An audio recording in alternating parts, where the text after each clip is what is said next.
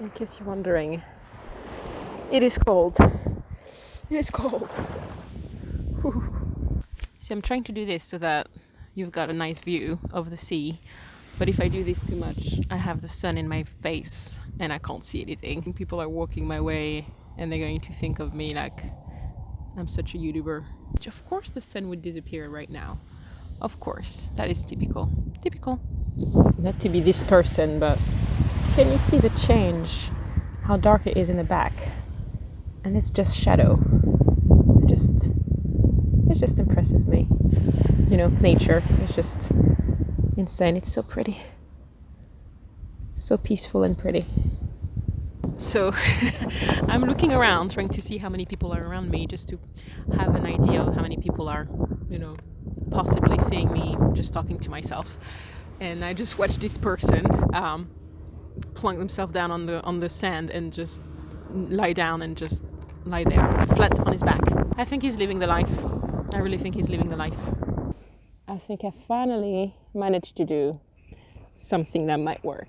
So at first I wanted to make a video about how I went from writing in French, because that's my first language, to writing in English. But then I realized this is not really the setting to do it. Like, this is so pretty behind me. I just want to talk instead about things that inspire me, like things that help me write, things that put me in the mood to write. This is one of them, going outside.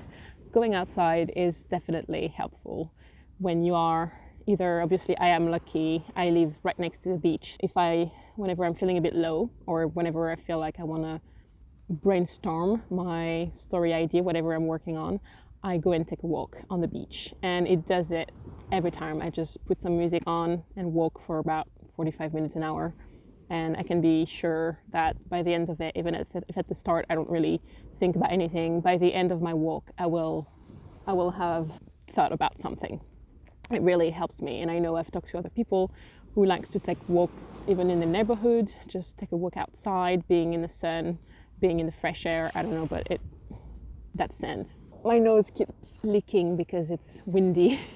Other things that I've found is any task that is repetitive, any task that you do a bit on autopilot, taking the car and driving. And usually if you do any kind of driving that you are used to, any car journey that's familiar, like going to a certain place. I remember when I was a university student in the US, I had 20 minutes drive to go to my university and 20 minutes to drive back home. During those 40 minutes, I always brainstormed like crazy. It was some of the best brainstorming session that I had. And then of course, they always say, keep a notebook nearby or your phone nearby so you can write down the ideas that you have. But when you're driving, obviously you can't really do that. So I had to make sure that it stayed in my brain until I got home. I don't know about you, but I've lost a lot of ideas thinking, I'm going to remember this.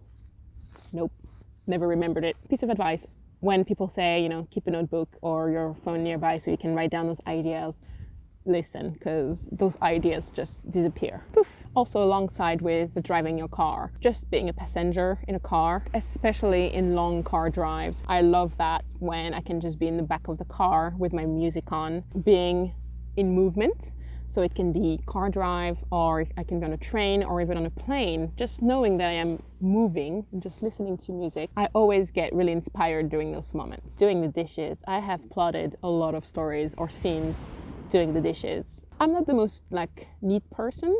I don't really like cleaning that much, but I enjoy doing the dishes just because my brain knows that if I'm doing the dishes, I'm going to be thinking about ideas or plots. A lot of chores, really. Folding the laundry, vacuuming, dusting, taking a shower.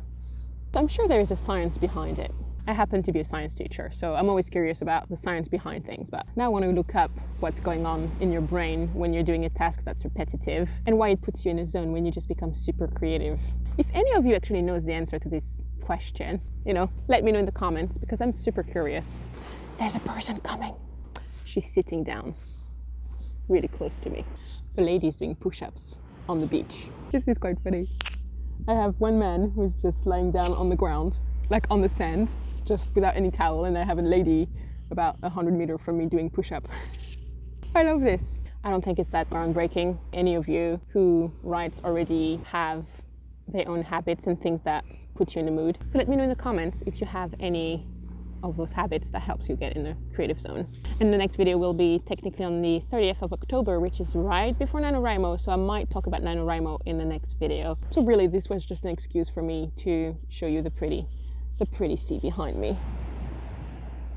Just holding myself accountable. I said I would post 1 video a week, so I'm doing it. And November will be pretty much, I think, updates about how I'm doing with NaNoWriMo, what's going well, maybe asking for help. Again, maybe crying a little bit. Let me know how you're doing, guys, what you've been up to this week. Until next time, bye-bye.